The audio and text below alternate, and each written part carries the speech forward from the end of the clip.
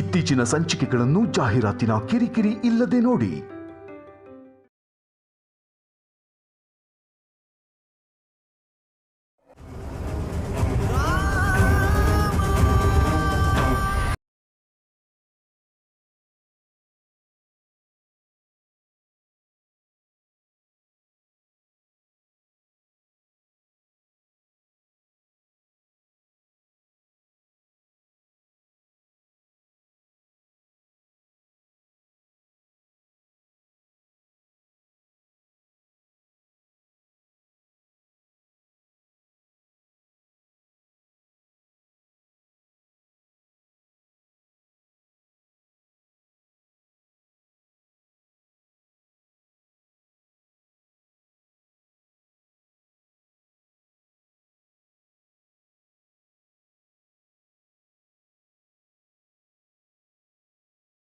ಗೊತ್ತಿತ್ತು ಸಂಪದ, ಅದಕ್ಕೆ ಪ್ರಸಾದದಲ್ಲಿ ನಾನೇ ಖಾರದ ಪುಡಿನ ಬೆರೆಸಿದ್ದೆ. ಏನಾಯ್ತು ಸಂಪದ? ಕಣ್ಣಲ್ಲಿ ನೀರು ಯಾಕೆ? ಹೇಳಕ್ಕಾಗ್ತಿಲ್ಲ ಅಂದ್ರೆ ಆನಂದ ಬಾಷ್ಪ ಅನ್ಸುತ್ತೆ ಶೌರ್ಯ. ಓ ಹೌದಾ, ಸರಿ ತಿನ್ನು. ಇನ್ ಸಹಿಸ್ಕೊಳಕ್ ನನ್ ಕೈಲಾಗಲ್ಲ. ಬೇಡ ಶೌರ್ಯ, ಬೇಡ ಬೇಡ ಶೌರ್ಯ ಅಂತ ಬೇಡ ಅಂತಿದ್ಯಾ? ಇನ್ನೊಂದ್ ಸ್ವಲ್ಪ ತಿನ್ನು. ಸಂಪದ ಉರಿತಾ ಇದೆ. ಪ್ರಸಾದ ಖಾರ ಇದೆ ಅಂದ್ರೆ ಏನು? ಪ್ರಸಾದಕ್ಕೆ ಖಾರ ಹಾಕ್ತಿವಲ್ಲ ಶೌರ್ಯ, ಇವತ್ತೆಲ್ಲ ಸ್ವಲ್ಪ ಜಾಸ್ತಿ ಆಗಿರ್ಬೇಕು. ಸರಿ, ನೀನ್ ತಿಂತಿರು, ನಾನು ಈಗಲೇ ಬರ್ತೀನಿ.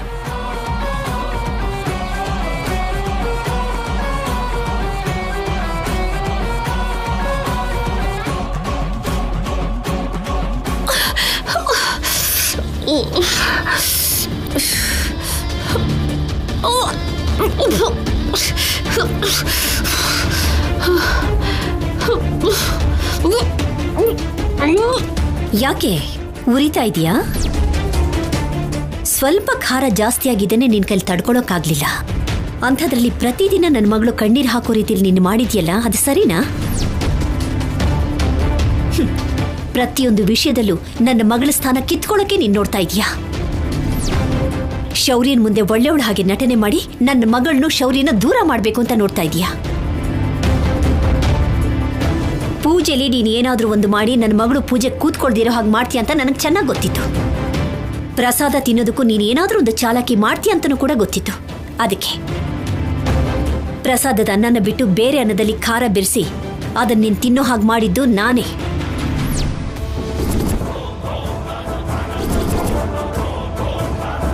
ನಾನು ಅಂದ್ಕೊಂಡ ಹಾಗೆ ನೀನು ಮಾಡಿದೆ. ನೋಡು, ನೀನು ಏನು ಮಾಡಿದ್ರು ಇಲ್ಲಿ ಯಾರು ಏನು ಅನ್ನಲ್ಲ ಅಂತ ಅಂದ್ಕೊಂಡು ನನ್ನ ಮುಂದೆ ಬಾಲ ಬಿಚ್ಚಕ್ ನೋಡಿದ್ರೆ ನಾನು ಸುಮ್ಮನಿರೋಲ್ಲ. ನನ್ನ ಮಗಳಿಗಿಂತ ಹೆಚ್ಚು ನನಗೆ ಯಾವುದೂ ಇಲ್ಲ. ನೀನು ಕಲ್ಯಾಣಿ ತಂಟೆಗೇನಾದ್ರೂ ಬಂದ್ರೆ ನಿನ್ನ ಪಾಲಿಗೆ ನಾನೇ ಕಾಳಿಯಾಗಿ ಬದಲಾಗಬೇಕಾಗುತ್ತೆ.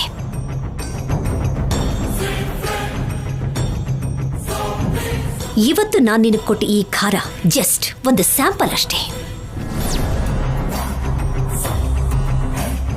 ಮತ್ತೆ ಮತ್ತೆ ಇದನ್ನೇನಾದ್ರೂ ರಿಪೀಟ್ ಮಾಡಿದ್ರೆ ಇದೇ ಖಾರ ನಿನ್ನ ನೆತ್ತಿಗೆ ಹತ್ತೋ ಹಾಗೆ ಮಾಡ್ತೀನಿ, ನೋಡ್ತಿರೋ. ಜಾಗ್ರತೆ.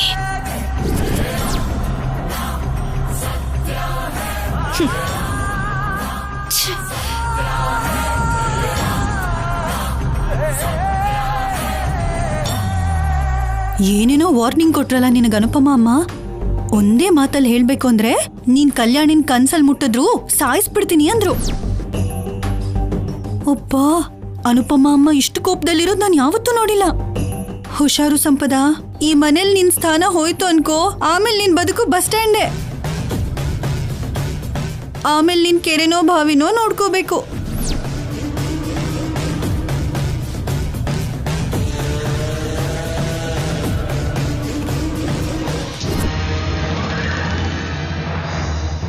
ಆ ದಡ್ಡಿ ಮಹಾಲಕ್ಷ್ಮಿಗೆ ಸಿದ್ದು ಸಂಪದ ಪ್ರೀತಿ ಮಾಡ್ತಿದ್ದಾರೆ ಅಂತ ಅನುಮಾನ ಬಂದಿದೆ. ಈ ಅನುಮಾನ ಇವಳಿಗೆ ಬಂದಿದೆ, ಪರವಾಗಿಲ್ಲ. ಅದೇ ರಾಜಮ್ಮಗ್ ಬಂದಿದ್ರೆ ಜೋರಾಗಿ ಕೂಗಾಡ್ತಿದ್ಲು. ಆಮೇಲೆ ಇನ್ನೇನಿದೆ, ಮದ್ವೆ ನಡೀತಾ ಇರ್ಲಿಲ್ಲ. ಈಗ್ಲೂ ಕಾಲ ಮಿಂಚಿಲ್ಲ. ರಾಜಮ್ಮಂಗೆ ಅನುಮಾನ ಬರೋಕ್ ಮುಂಚೆ ಸಿದ್ದು ಮಹಾಲಕ್ಷ್ಮಿ ಕುತ್ತಿಗೆಗೆ 3 ಗಂಟು ಹಾಕೋ ಹಾಗೆ ಮಾಡ್ಬೇಕು. ಏನಮ್ಮ, ಏನೋ ಟೆನ್ಷನ್ ಅಲ್ಲಿ ಇರಂಗಿದೆ, ಆ ಕಡೆ ಈ ಕಡೆ ಓಡಾಡ್ತಿದ್ಯಾ? ಟೆನ್ಷನ್ ಅಂತ ಸಮಾಧಾನವಾಗಿ ಕೇಳ್ತಿದ್ಯಲ್ಲೋ, ತಲೆ ಕೆಟ್ಟೋಗ್ತಿದೆ. ಏನಾಯ್ತಮ್ಮ? ಆ ಮಹಾಲಕ್ಷ್ಮಿ ನಿನ್ನ ಹತ್ರ ಮಾತಾಡಿದ್ದನ್ನೆಲ್ಲ ಕೇಳಿಸ್ಕೊಂಡೆ. ಅವಳಿಗೆ ನಿನ್ ಮೇಲೆ, ಸಂಪದ ಮೇಲೆ ಅನುಮಾನ ಬಂದಿದೆ. ನಾಳೆ ರಾಜಮ್ಮಗ ಅನುಮಾನ ಬಂದ್ರೆ ಅಷ್ಟೇ ನಮ್ ಗತಿ. ಅದಕ್ಕೆ ಈ ಎಂಗೇಜ್ಮೆಂಟು, ಮದ್ವೆ ಮುಹೂರ್ತ ಇದೆಲ್ಲ ನೋಡ್ದೇನೆ ಡೈರೆಕ್ಟ್ ಆಗಿ ಮಹಾಲಕ್ಷ್ಮಿಗೆ ತಾಳಿ ಕಟ್ಬಿಡು. ಅಮ್ಮ, ನಿಂಗೇನಾದ್ರೂ ಹುಚ್ಚ? ಅತ್ತೆ ಮಾವ ಮದ್ವೆಗೆ ಒಪ್ಕೊಂಡಿದಾರಲ್ಲಮ್ಮ, ಅದರಲ್ಲೂ ಇವಾಗ ಮಹಾಲಕ್ಷ್ಮಿ ನನ್ನ ಪೂರ್ತಿಯಾಗಿ ನಂಬ್ತಿದ್ದಾಳೆ. ನೀನ್ ಸುಮ್ನೆ ಟೆನ್ಷನ್ ಮಾಡ್ಕೋತಿದ್ಯಾ? ನೀನ್ ಹೇಳ್ದಾಗೆ ಮಹಾಲಕ್ಷ್ಮಿನ ಮದ್ವೆ ಆಗ್ತಾ ಇದ್ದೀನಲ್ಲಮ್ಮ, ಮತ್ತಿದೇನಿದು? ನಾನು ಸಂಪದನ್ನ ತುಂಬಾ ಪ್ರೀತಿ ಮಾಡಿದ್ದೆ ಅಮ್ಮ. ಒಂದೇ ದಿನದಲ್ಲಿ ಮನ್ಸಿಂದ ಆಚೆ ಹಾಕು ಅಂದ್ರೆ ಆಗಲ್ಲ. ಅದಕ್ಕೆ ನಾನು ಸ್ವಲ್ಪ ದಿನ ಟೈಮ್ ಕೇಳಿದ್ದು. ನನಗೆ ನಾನೇ ಮೆಂಟಲಿ ಪ್ರಿಪೇರ್ ಆಗ್ತಾ ಇದ್ದೀನಮ್ಮ. ಏ ಸಿದ್ದು, ಆಲಸ್ಯಂ ಅಮೃತಂ ವಿಷಂ ಅಂತ ಹೇಳ್ತಾರೆ. ಆ ಸಂಪದದಿಂದ ನಿನ್ಗೇನಾದ್ರೂ ಜೀವನದಲ್ಲಿ ಒಳ್ಳೇದಾಗಿದ್ಯಾ? ಅವಳು ಅಷ್ಟು ಬೇಗ ನಿನ್ನ ಮರ್ತಿರೋ ಹಾಗೆ ನೀನ್ ಯಾಕೆ ಅವಳನ್ನ ಮರೆಯಕ್ಕಾಗ್ತಿಲ್ಲ? ನಿಮ್ಮ ಅತ್ತೆ ಮಾವಂಗ್ ಅನುಮಾನ ಬಂದ್ರೆ ಮಹಾಲಕ್ಷ್ಮಿ ಜೊತೆಗೆ ಎಲ್ಲ ಆಸ್ತಿನೂ ಕೈ ಬಿಟ್ಟು ಹೋಗುತ್ತೆ.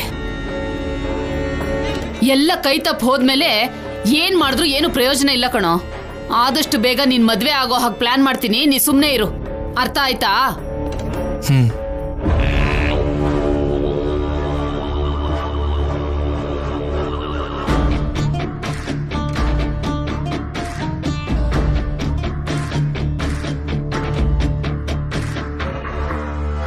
ಕಲ್ಯಾಣಿ, ಇವಾಗ ಪರವಾಗಿಲ್ವಾ? ಅಮ್ಮ, ಸಂಪದ ಎಲ್ಲಿ? ಅವಳಿಗೇನು ಆಗಿಲ್ಲ ಶೌರ್ಯ, ನೀನೇನು ಯೋಚನೆ ಮಾಡ್ಬೇಡ. ಪ್ರಸಾದ ಸ್ವಲ್ಪ ಖಾರ ಆಯ್ತಲ್ವಾ, ಅದಕ್ಕೆ ವಾಮಿಟ್ ಬಂದಾಗಿದೆ ಅಷ್ಟೇ. ಯಾಕಾಗಲ್ಲ? ಹಾಗೆ ಆಗತ್ತೆ. ಪೂಜೆ ಸಂಕಲ್ಪ ಮಾಡಿದ್ದು ಕಲ್ಯಾಣಿ, ಪೂಜೆ ಮಾಡಿದ್ದು ನಾವು. ಪಾನಕದಲ್ಲಿ ನೊಣದ ಥರ ಮಧ್ಯದಲ್ಲಿ ಅವಳು ಬಂದು ತಿನ್ನೋಕ್ ನೋಡಿದ್ರೆ ಅಮ್ಮನವ್ರಿಗೆ ಕೋಪ ಬಂದಿರತ್ತೆ, ಅದಕ್ಕೆ ಹೀಗ್ ಮಾಡಿರ್ತಾರೆ. ಸಂಪದ, ಆರ್ ಯು ಓಕೆ? ಇಲ್ಲಾಂದ್ರೆ ಡಾಕ್ಟರ್ನ ಕರೆಸ್ಲಾ? ಓಕೆ ರೀ. ಇವಾಗ್ಲಾದ್ರೂ ಬುದ್ಧಿ ಬರ್ಲಿ. ಯಾರು ಹರಕೆ ಮಾಡ್ಕೋತಾರೋ ಅವರೇ ಪೂಜೆ ನಡೆಸ್ಬೇಕು. ಅವರೇ ಅಮ್ಮನವ್ರ ನೈವೇದ್ಯನ ಪ್ರಸಾದವಾಗಿ ಸ್ವೀಕರಿಸ್ಬೇಕು.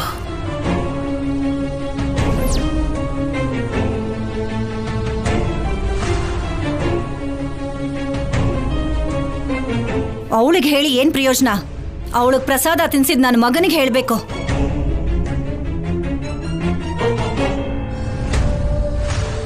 ಹೋಗ್ಲಿ ಬಿಟ್ಬಿಡಿ ಅತ್ತೆ. ಪಾಪ ತಲೆ ತಿರುಗಿ ಬಿದ್ಲು ಅಂತ ಪ್ರಸಾದ ತಿನ್ಸೋದಕ್ ಹೋದ್ರು ಅಷ್ಟೇ. ಅವರೇನು ಬೇಕು ಅಂತ ಮಾಡ್ಲಿಲ್ಲ ಅಲ್ವಾ? ಇಲ್ಲೋಡು, ಇದನ್ನೇ ಪಾಪ ಪಾಪ ಅಂತ ನೀನ್ ಅವಳನ್ನ ಬಿಟ್ಟು ನಿನ್ ಗಂಡನ್ ಪರ ವಹಿಸ್ಕೊಂಡ್ ಬಂದ್ರೆ ನಾಳೆ ಎಲ್ರು ನಿನ್ನ ನೋಡಿ ಪಾಪ ಅಂತಾರೆ.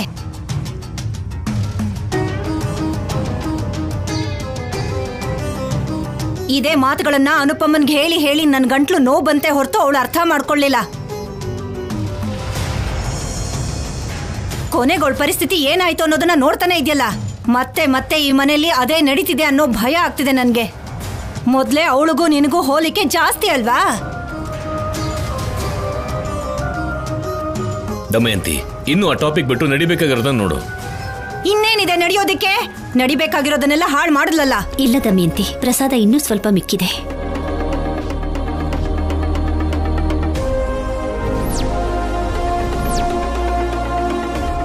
ಅದನ್ನ ಶೌರ್ಯ ಕಲ್ಯಾಣಿ ತಿಂದ್ರೆ ಒಳ್ಳೇದು. ಈಗ ತಾನೇ ನೋಡಿದ್ಯಲ್ಲಮ್ಮ, ಸಂಪದ ಖಾರದಿಂದ ವಾಮಿಟ್ ಮಾಡ್ಕೊಂಡಿದ್ದು. ಮತ್ತೆ ಕಲ್ಯಾಣಿಗೆ ಅದನ್ನೇ ಹೇಗೆ ತಿನ್ಸು ಅಂತ್ಯ? ನನ್ನ ಮೊಮ್ಮಗಳು ಸಂಪದ ಹಾಗಲ್ಲ ಶೌರ್ಯ. ತನ್ನವರ ಕ್ಷೇಮಕ್ಕೋಸ್ಕರ ಎಷ್ಟೇ ನೋವಾದ್ರೂ ಸಹಿಸ್ಕೋತಾಳೆ.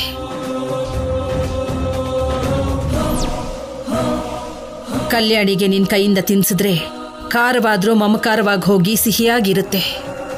ನೀನ್ ತಿನ್ಸ್ ನೋಡು. ಅನುಪಮ, ನೀನ್ ಹೋಗಿ ಪ್ರಸಾದ ತಗೊಂಡ್ ಬಾ. ಸರಿಮಾ. ಶೌರ್ಯ, ನೀನ್ ಬಂದ್ ಕೂತ್ಕೋ.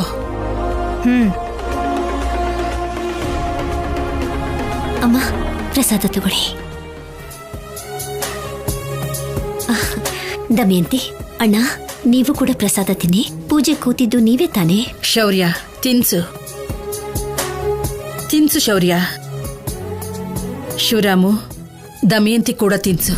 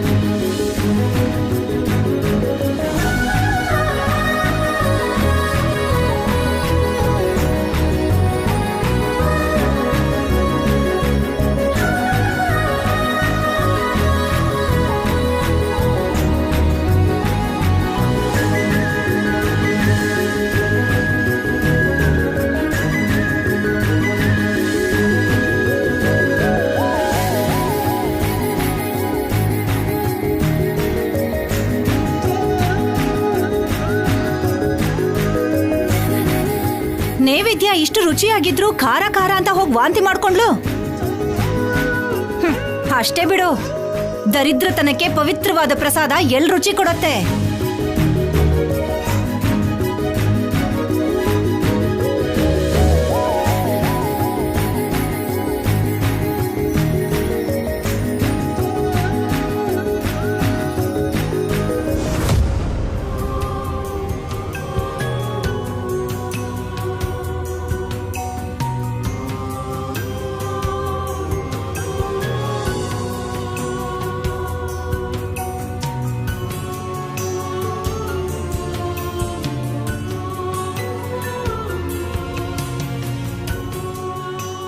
ಸಾರಿ ಕಂದಮ್ಮ, ನಿನ್ಗೆ ಹಾಲು ತರೋದಕ್ಕೆ ಲೇಟ್ ಆಗೋಯ್ತು.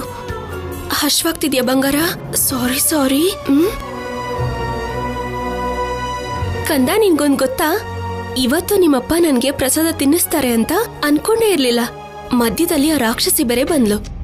ಆದ್ರೆ ಯಾವತ್ತು ಕೆಟ್ಟದ್ರ ಮೇಲೆ ಒಳ್ಳೆಯದು ಗೆಲುವು ಸಾಧಿಸುತ್ತೆ ಅನ್ನೋದು ಇವತ್ತು ಸಾಬೀತಾಯ್ತು. ನಿಮ್ಮಪ್ಪ ನನ್ಗೆ ಪ್ರೀತಿಯಿಂದ ಪ್ರಸಾದ ತಿನ್ಸಿದ್ರು. ಅದನ್ನ ನೋಡಿ ಕೆಲವೊಬ್ಬರಿಗೆ ಮನ್ಸಿಗೆ ಬೆಂಕಿ ಬಿದ್ದಿರೋ ಹಾಗಾಗಿದೆ. ಅಲ್ಲ, ನನ್ನ ನಿಮ್ಮಪ್ಪನ ಮಧ್ಯೆ ಬರ್ಬೇಕು ಅನ್ಕೊಂಡಿದ್ದ ರಾಕ್ಷಸಿಗೆ ಒಳ್ಳೆ ಬುದ್ಧಿ ಕಲಿಸ್ದ ಹಾಗಾಯ್ತು.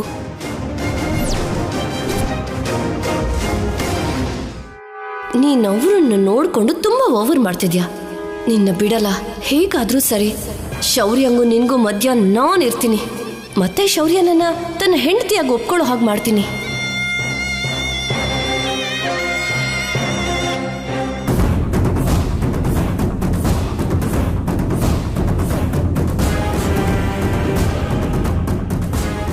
ಇರು, ಏನಿದು? ಬೆಡ್ಶೀಟು ಪಿಲ್ಲೋ ತಗೊಂಡು ಎಲ್ಲಿಗೆ ಹೋಗ್ತಾ ಇದೀಯಾ? ನಾನು ಹೊರಗಡೆ ಮಲ್ಕೋತೀನಿ ಶೌರ್ಯ. ಯಾಕೆ? ನಾನೇ ಹೊರಗಡೆ ಮಲಗ್ತೀನಿ. ಆ ಕರ್ಮ ನಿನ್ಗೆ ಯಾಕೋ? ನೀನ್ ಯಾಕೋ ಆಚೆ ಮಲ್ಕೋಬೇಕು? ಇವಳಿಗೆ ಮನೇಲಿ ಜಾಗ ಕೊಟ್ಟಿರೋದೇ ಜಾಸ್ತಿ, ಊಟ ಹಾಕ್ತಿರೋದೇ ದಂಡಕ್ಕೆ. ಅಮ್ಮ, ಸಂಪದ ಹೊರಗಡೆ ಮಲ್ಕೊಳಕ್ಕಾಗಲ್ಲಮ್ಮ. ಅವಳಿಗಿಂತ ನಿನಗೆ ಜಾಸ್ತಿ ಸಂಕಟ ಆಗ್ತಿದ್ಯಲ್ಲೋ. ಹೊರಗಡೆ ಮಲ್ಕೊಳಕ್ಕಾಗ್ಲಿಲ್ಲ ಅಂದ್ರೆ ಅವಳು ಮನೆಗೆ ಅವಳನ್ನ ಹೋಗು ಅನ್ನು. ಹೋಗಕ್ಕಾಗ್ಲಿಲ್ಲ ಅಂದ್ರೆ ಹೊರಗಡೆ ಮಲ್ಕೊಳಕ್ ಹೇಳು. ಅವಾಗ್ಲಾದ್ರೂ ಅವಳು ಮಾಡಿರೋ ತಪ್ಪಿಗೆ ಕ್ಷಮೆನೇ ಇಲ್ಲ ಅನ್ನೋದು ಅರ್ಥ ಆಗತ್ತೆ. ಅಮ್ಮ, ಆಗಿದ್ದೇನೋ ಆಗೋಯ್ತಲ್ಲ, ಇನ್ ಬಿಟ್ಬಿಡಮ್ಮ. ಪದೇ ಪದೇ ಸಂಪದಾಗೆ ಚುಚ್ಚು ಮಾತುಗಳನ್ನ ಆಡಿ ನೋವು ಕೊಡ್ತಾ ಇದೆಯಾ? ಅವಳಿಗೆ 4 ಮಾತು ಅಂದಿದ್ದಕ್ಕೆ ನಿನ್ಗೆ ಹೀಗೆ ಅನ್ಸೋವಾಗ, ಊರಲ್ಲಿರೋ 1000 ಜನ 1000 ಮಾತಾಡೋವಾಗ ನನಗೆಷ್ಟು ನೋವಾಗ್ಬೇಡ ಹೇಳು. ಏನು ಅಂದ್ರೆ ನಾನು ಆಚೆನೆ ಮಲ್ಕೊಳ್ತೀನಿ. 2 ದಿನ 3 ದಿನ ನಿದ್ದೆ ಬರಲ್ಲ, ಆಮೇಲೆ ಅಭ್ಯಾಸ ಆಗೋಗುತ್ತೆ ಬಿಡಿ. Good night.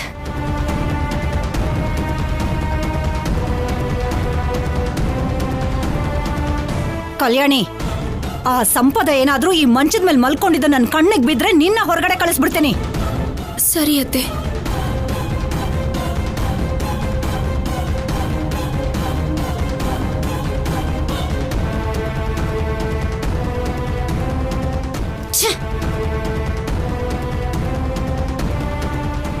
ದಮಯಂತಿ ಅತ್ತೆ, ಆ ಕಲ್ಯಾಣಿ ಕಡೆ ಇರೋ ಅಷ್ಟು ದಿನ ನಾನು ಎಷ್ಟೇ ಪ್ಲಾನ್ ಮಾಡಿದ್ರೂ ಯಾವುದು ವರ್ಕೌಟ್ ಆಗಲ್ಲ.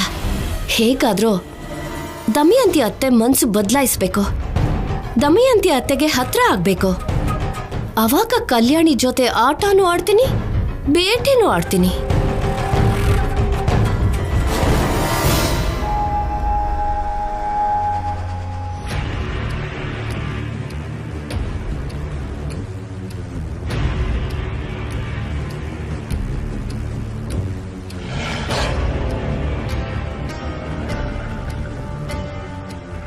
ಮೇಡಮ್, ಶೌರ್ಯ ಸರ್ನ ಕರಿತೀರಾ?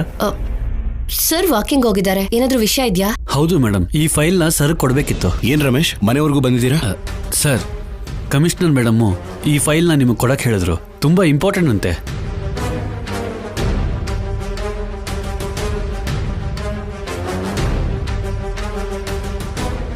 ನೀವು ಚೆಕ್ ಮಾಡಿ ಸೈನ್ ಮಾಡಿ ಕೊಡ್ಬೇಕಂತೆ. ಕೊಡಿಲಿ, ನಾನು ನೋಡ್ತೀನಿ. Okay sir.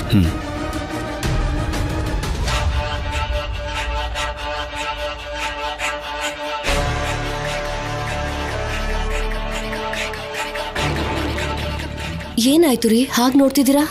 ನಿನ್ನ ಹೀಗೆ ನೋಡಿ ಎಷ್ಟು ದಿನ ಆಯಿತು ಸಂಪದ. ತುಂಬ ಚೆನ್ನಾಗಿ ಕಾಣ್ತಿದ್ಯಾ.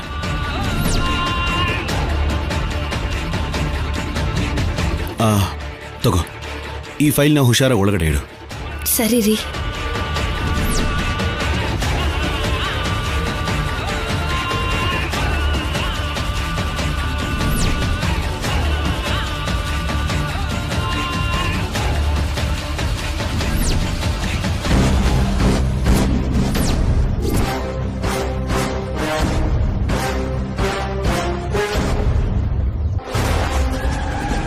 ಆಫೀಸರ್, ಇಂಪಾರ್ಟೆಂಟ್ ಫೈಲ್ ಅಂತಿದ್ದೀರಾ, ಮತ್ತೆ ಅವಳಿಗೆ ಕೊಡ್ತಾ ಇದ್ದೀರಲ್ಲ, ಮರ್ತೋದ್ರ ಹೇಗೆ? ಇಂಪಾರ್ಟೆಂಟ್ ಫೈಲ್ಸ್ ಎಲ್ಲ ನನ್ನ ಹತ್ರನೇ ಕೊಡ್ತಾ ಇದ್ರಿ ತಾನೆ? ಮರ್ತು ಹೋಗಿ ಅವಳು ಎಲ್ಲಾದ್ರೂ ಇಟ್ಟು ಫೈಲ್ ಮಿಸ್ ಆದ್ರೆ ಎಷ್ಟು ಪ್ರಾಬ್ಲಮ್ ಆಗುತ್ತೆ. 4 ದಿನ ಇದ್ದು ಹೋಗೋವರಿಗೆ ಇದೆಲ್ಲ ಹೇಳಕ್ ಹೋಗ್ಬೇಡಿ, ನನ್ನ ಹತ್ರನೇ ಇಟ್ಕೊಳ್ತೀನಿ ಬಿಡಿ. ಸರಿ ಕಲ್ಯಾಣಿ, ಹುಷಾರಾಗಿಟ್ಟಿರು. ನಾನು ಫ್ರೆಶ್ ಆಗಿ ಬರ್ತೀನಿ.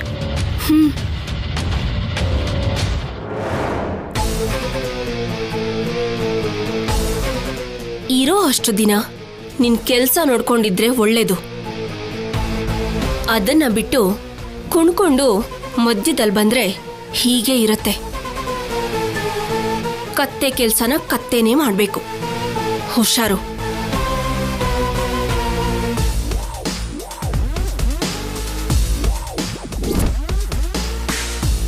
ನನ್ನ ಕತೆಗೆ ಹೋಲಿಸ್ತ್ಯಾ? ನಾನು 4 ದಿನ ಇದ್ದು ಹೋಗೋಳಲ್ವೇ, ಪರ್ಮನೆಂಟ್ ಆಗಿ ಇರೋದಕ್ಕೆ ಬಂದಿದ್ದೀನಿ. ಹುಷಾರಾಗಿ ಇಡ್ತೀನಿ ಅಂತ ನನ್ನ ಕೈಯಿಂದ ಫೈಲ್ನ ಕಿತ್ಕೊಂಡು ಹೋದೆ ಅಲ್ವಾ? ನಿನಗೆ ಸರಿಯಾಗಿ ಆಟ ಆಡಿಸ್ತೀನಿ. ಆ ಫೈಲ್ ಸಿಗ್ತಿರೋ ಹಾಗೆ ಮಾಡ್ತೀನಿ. ಶೌರ್ಯನ ಕೈಯಲ್ಲಿ ನಿನಗೆ ಬಯಸ್ತೀನಿ. ನಿಮ್ಮಿಬ್ಬರ ಮಧ್ಯ ದೂರನ ಜಾಸ್ತಿ ಮಾಡೋದಕ್ಕೆ ಇಲ್ಲಿಂದಾನೆ ಪಾಯ ಹಾಕ್ತೀನಿ.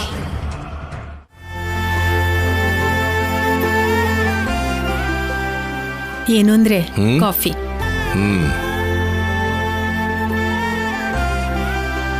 ರಾಜಮ್ಮ, ಲಕ್ಷ್ಮಿಯಲ್ಲಿ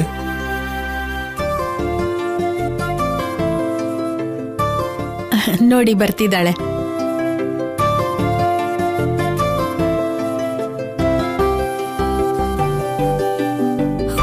ಅಪ್ಪ, ನಿಮ್ಮ ಹತ್ರ ಒಂದು ಕೇಳ್ತೀನಿ, ಇಲ್ಲ ಅಂದೇನೆ ಕೊಡ್ಬೇಕು. ನೀನ್ ಕೇಳಿದಿಲ್ಲ ಅಂದಿದ್ದೀನ ತಾಯಿ?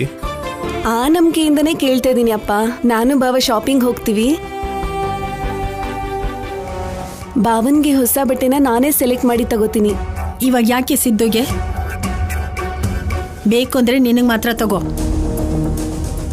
ಅಲ್ಲಮ್ಮ, ಬಾವ ಬಂದಾಗ್ಲಿಂದ ಅದೇ ಬಟ್ಟೆ ಹಾಕೊಂಡಿದ್ದಾನೆ. ಹೊಸದ್ ಕೊಡಿಸ್ತೀನಿ. ಹಾಕೊಳ್ಳೋದಿಕ್ಕೆ ಹೊಸ ಬಟ್ಟೆನ ಕೊಂಡ್ಕೊಳ್ದಿರೋಷ್ಟು ಬಡತನದಲ್ಲಿದ್ದಾನ? ಹಾಗಿದ್ದಾಗ ಅವನು ನಿನ್ನನ್ನು ಹೇಗೆ ನೋಡ್ಕೋತಾನೆ ಹೇಳು? ರಾಜಮ್ಮ, ಸಿದ್ದುಗ್ ತಗೊಂತಿದ್ದಾಳೆ ಅಂದ್ರೆ ಯಾಕೆ? ಮಹಾಲಕ್ಷ್ಮಿ ಅವಳಿಗೆ ಇಷ್ಟ ಇದ್ದಂಗೆ ಅವಳು ಭಾವ ಇರ್ಬೇಕು ಅನ್ಕೋತಾಳೆ. ಅದಕ್ಕೆ ಶಾಪಿಂಗ್ ಹೋಗ್ಬೇಕು ಅಂತಿದ್ದಾಳೆ. ಹೋಗ್ಲಿ ಬಿಡು. ಸರಿ ಹೋಯ್ತು ರೀ. ಅವಳು ತಾನ ಅನ್ನೋದು, ನೀವು ತಂದಾನ ಅನ್ನೋದು. ಇವಾಗ ತಗೋತಾರೆ, ಮತ್ತೆ ಮದ್ವೆಗೂ ತಗೋಬೇಕಲ್ವಾ? ಹಾಗ ಮತ್ತೆ ತಗೊಳ್ಳೋಣ. ಏನಿದೆ ಅದ್ರಲ್ಲಿ? ನಮ್ಗಿರೋದು ಒಬ್ಳು ಬಂಗಾರ. ಅವಳಿಗೋಸ್ಕರ ಎಷ್ಟಾದ್ರೂ ಖರ್ಚು ಮಾಡೋಣ ಬಿಡು. ಹಾಗೆ ನೋಡಿದ್ರೆ ಸಿದ್ದು ಏನು ಹೊರಗ್ನವನಲ್ವಲ್ಲ, ನನ್ನ ಸ್ವಂತ ಅಕ್ಕನ ಮಗ. ಸ್ವಂತ ಅಂತ ನೀವು ಮಾತ್ರ ಅನ್ಕೋತೀರಾ, ನಿಮ್ಮ ಅಕ್ಕ ಏನು ಅನ್ಕೊಳ್ಳೋದಿಲ್ಲ.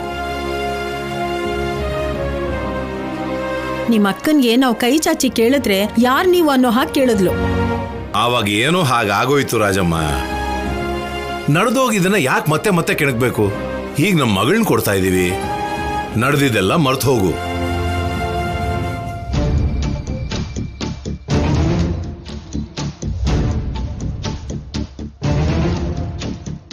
ಹಳ್ಳಿಯ ಬರ್ತಿದ್ದಾನೆ, ನೀನೇನ್ ಮಾತಾಡ್ಬೇಡ ರಾಜಮ್ಮ.